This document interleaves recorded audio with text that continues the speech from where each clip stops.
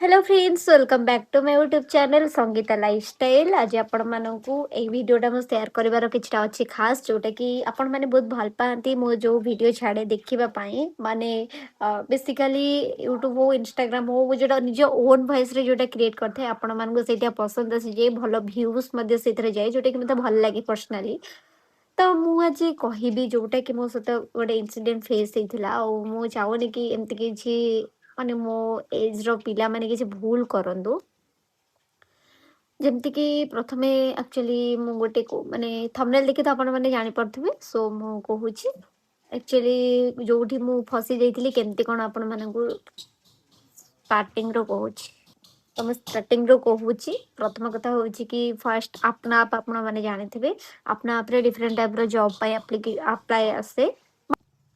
तो मु जाइथिली apply करथिली apply कला परे तापरे मु जाइथिली इंटरव्यू देबा पई मते जेतेबेले से मैम कहले कि इंटरव्यू देबा पई आसो कोठी कोन तमे रहूछ।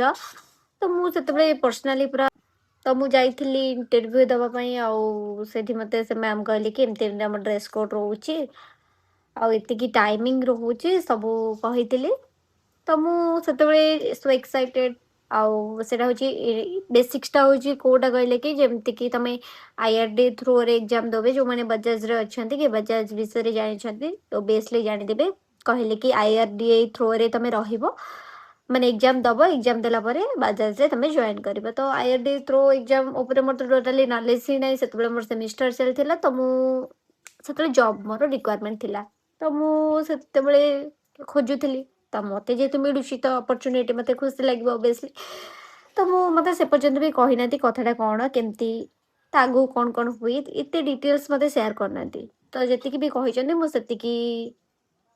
सेतिकी प्रिपेयर हेतली आ मते कहतली कि एग्जाम अछि गोटा एडे थ्रू एग्जाम। तो मु फर्स्ट एते तादरे ध्यान दे नथिली कोन एडे एग्जाम के जानि पर नथिली ते ध्यान न नथिली हां हेइ जिवो एमती भाबितली कारण कहतले केते गोटे अल्प मार्क रखले पास एमती सब कहतले। तो सेतिकी भी फर्स्ट जेतले एग्जाम देली तो मते मते किछि आईडिया ही नथला टोटली माने मोर अलगा बैकग्राउंड मते ने कि सडनली आईआईडी एग्जाम दिया तो मु सेतरे नथिला माइंड तो केमती कोन करबे मोर एते आईडिया नथिला। तो मु जेतिकी मो पार पर्यंत मु जेतिकी करथिली तो फास्ट थरक हेई नथिला। तो सेकंड थरक पुणी हाँ ता पई गोटे फीस थाए 350 फीस देकी तमे 350 ना 500 एमती केते मु मन पड़ने ठीक से ता भितर से 300 500 भितर ता देकी तमे एग्जाम दबो क्वालीफाई कला परे तमे जॉइन करबा।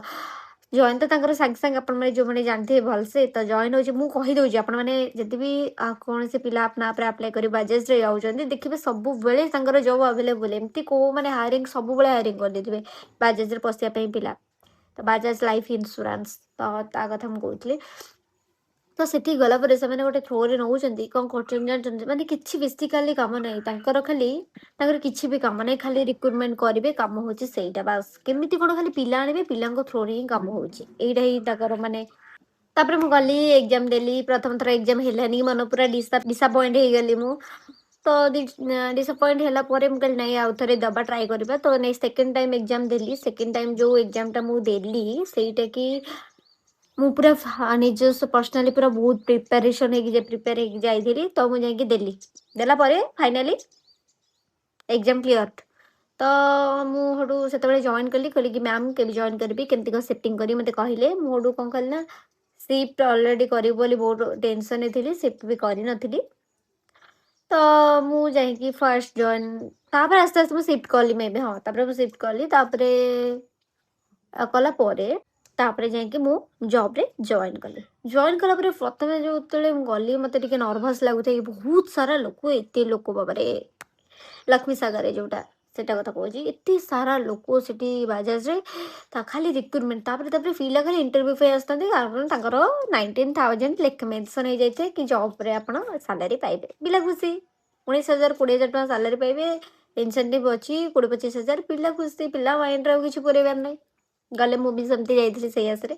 तो गला परे हमहु कहिले कि तिनी मते माने मते कहिले कि मो थ्रो रे आ गोटे पो पिलाटा थाए माने मेन जनक से भी थिले तो तार मोर माने एमती ग्रुप गोटे मैम से एमती नै ग्रुप करबे तो एमती ग्रुप करिकी कहिले कि तम थ्रो रे पूरा लागी पागी तम थ्रो रे 3 लाख टंकार इंश्योरेंस करा ତମ ଥ୍ରୋରେ ମାନେ ମୋ ଥ୍ରୋରେ ମୁଁ କରିବି 3 ଲକ୍ଷ ଟଙ୍କାର ଇନ୍ସୁରାନ୍ସ। ଲୋକ ପୁଣି ସେତିକି ଟ୍ରଷ୍ଟେବଲ୍ ହେବା ଦରକାର। ହଁ ଇନ୍ସୁରାନ୍ସ ମୁଁ କହୁନି ଖରାପ, ହେଲ୍ଥ ଇନ୍ସୁରାନ୍ସ, ଲାଇଫ୍ ଇନ୍ସୁରାନ୍ସ ନିହାତି ରହିବା ଦରକାର। କିନ୍ତୁ ମୁଁ କହୁନି କି ସେଇଟା ଖରାପ ବୋଲି।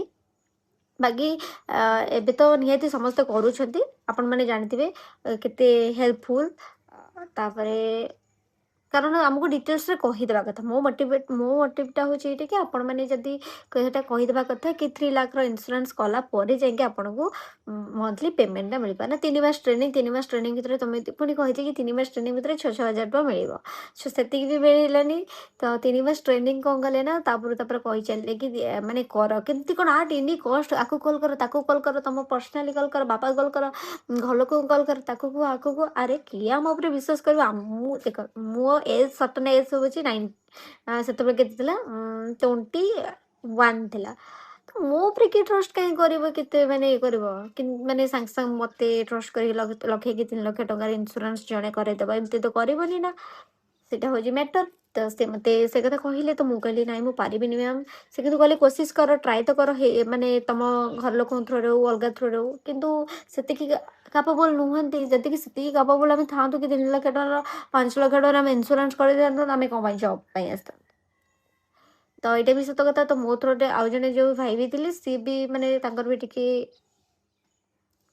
ଅସୁବିଧା, କିନ୍ତୁ ବାକି ସିଏ ବି ଆସିଥିଲେ ସେଇ ଜବ୍ ଦେଖିକି କି ଭଲ ପ୍ୟାକେଜ୍ ରହୁଛି, ଭଲ ଇଏ ରହୁଛି, କିନ୍ତୁ ସେ ବି ସେମିତି ଫସି ଯାଇଥିଲେ। ତ ମୁଁ ସଡନ୍ 3-4 ଦିନରେ ମୁଁ କେମିତି କ'ଣ ପାଗଳ ହେଇକି ଡାଇରେକ୍ଟ ମାନେ ମୁଁ ପୁରା ମାନେ ମୋ ସୁନା ଚେନ୍ ବୋଲି ଯାଉଛି ସୁନା ଚେନ୍ ବିକ୍ରି କରିଦେବି, ଆଉ ସେ ମୋର ହେଇଯିବ 1,00,000 ଟଙ୍କା।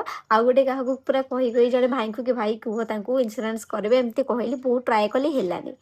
ତ ମାନେ ଏତେ ମୁଁ ପୁରା ଫ୍ରଷ୍ଟ୍ରେସନ୍‌କୁ ପଳେଇଥିଲି ଗାଇସ୍। ମାନେ ମୁଁ ସେଥିପାଇଁ ଏବେ ସବୁ ଭାବିକି ମୁଁ ସେୟାର କରୁଛି କି ମୋ ଭଳି କୌଣସି ପିଲା ଗଲତିରେ ନ ପଡ଼ନ୍ତୁ, ସେଥିପାଇଁ ମୁଁ ସେୟାର କରିଦେଲି। ତ ପିଲା ବି କ୍ୱେଶ୍ଚିନ୍ କରିଥିଲେ କି କେଉଁଠି ଜବ୍ କରୁଥିଲେ, କ'ଣ କରୁଥିଲେ। ମୁଁ ଏଇଟା ଫାଷ୍ଟ କଥା କହୁଛି, ଫାଷ୍ଟ ଯେଉଁଟା ମୁଁ ଷ୍ଟାର୍ଟିଂରୁ ଫସିଥିଲି, ସେଥିପାଇଁ ମୁଁ ଏସବୁ ସେୟାର କରୁଛି।